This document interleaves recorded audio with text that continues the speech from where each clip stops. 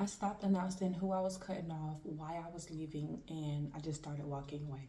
Welcome back to Pages of Her. This is page 7. Let's get right into it. There was a time when I wanted people to know that they hurt me, that they pissed me off, they were the problem and I wasn't the problem. And it got to the point where I was telling myself, I had to actually tell myself, hey, it's not even that deep. And even if I felt like it was that deep, it was one of those things I had to do was kind of retrain my brain and tell myself, okay, I still got food in my belly. I still have clothes on my back. I still have a roof over my head.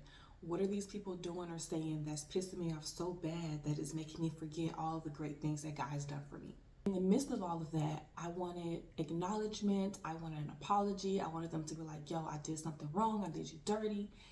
And it has happened a couple of times. I'm not saying it's happened, 10 times, but it's definitely happened a couple of times where I realized that there was some issues happening around the people or even between the people that I was close with or thought I was friends with.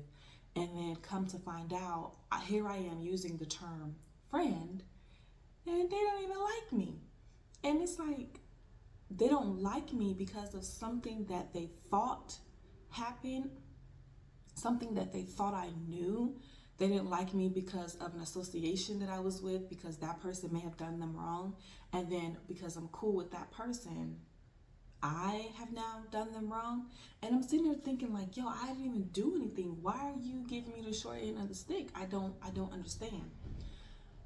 But one of the things that truly, I think, helped me was I ended up changing my environment. And I ended up slowly but surely taking steps back. I ended up doing a couple things that I think now, looking back, helped me. I ended up taking steps back. I was doing one of those things where, people say, oh, you leave quietly at work. I kind of did do that a little bit at one point or another in my life, but that is a totally different episode. But I was taking that same initiative in my personal life. And I didn't realize that I was putting so much emphasis and so much weight in what other people was thinking of me. And I've done that before, like as a kid.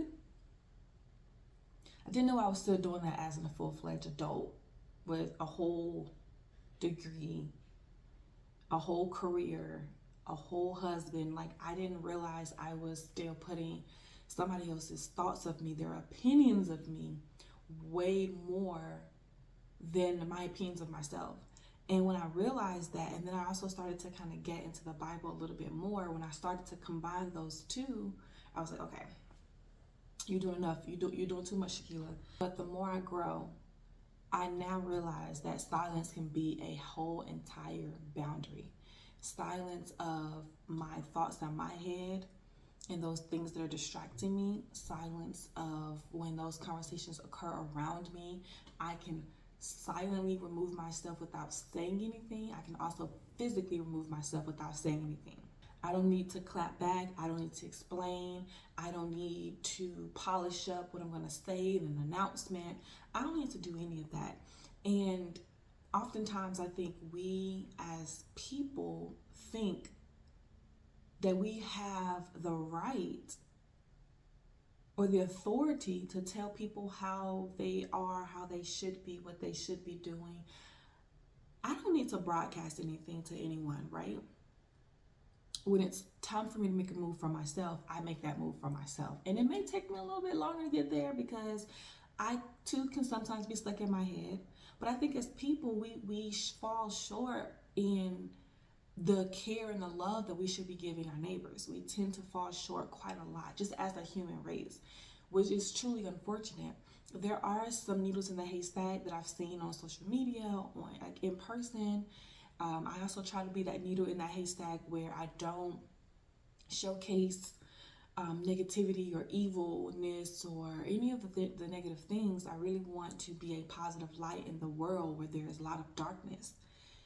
That is my goal, right? That's just something, one of the goals I have is when God sees me at the end of my road, I want him to be able to say to me, well done, my good and faithful servant.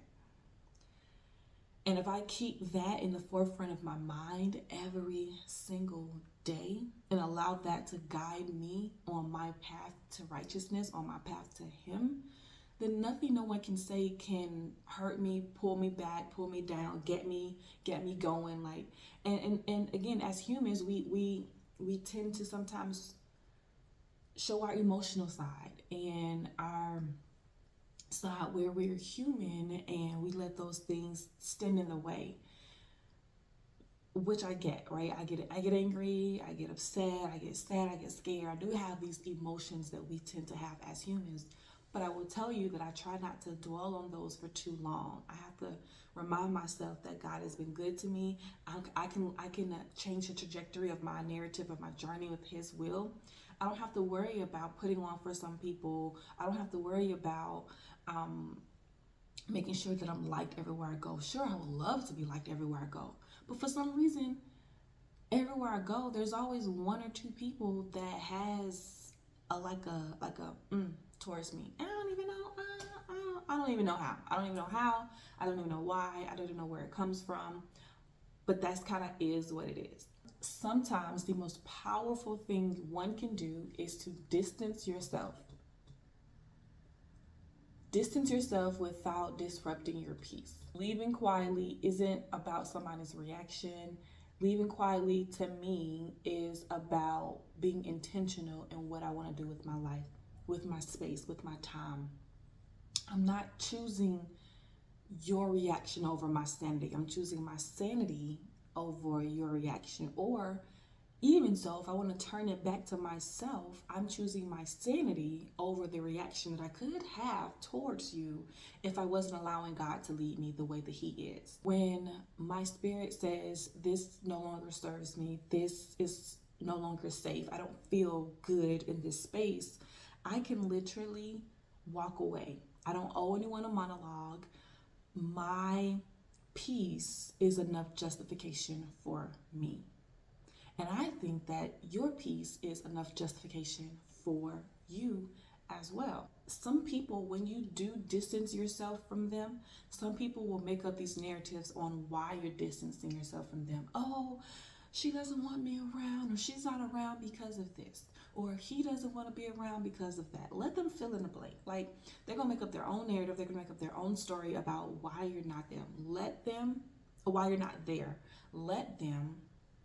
Your truth does not need an audience. Whatever your reasons are, those are your reasons. If you no longer think that that person or that relationship, that whatever serves you, you don't necessarily have to make it known. Leaving quietly is not weakness. Leaving quietly is wisdom to me. And yeah, does it make you be like, oh my gosh, I just want to go at their throats? Yeah. But then again, I think, I dissect, I realize that I don't have to treat someone ill based on how they're treating me. No, I don't have to do that. And once you change that narrative in your mind, change your perspective, and realize you're not living for these people, you're not living for their praise and their glory and their honor, you're living for His, your mindset and your perspectives change completely. If you're in a season of stepping back, stepping out, stepping away, do it. Do it peacefully, do it gracefully, do it without guilt. Because leaving quietly is still leaving peacefully. And go ahead and hit like, subscribe, comment down below. Tell me about your experiences. Just tell me about what you think. I like to understand what my audience wants from me. And so you can just go ahead and tell me what you want, what you think, what you like down below. I can help you out. Appreciate you. Until next time, keep growing.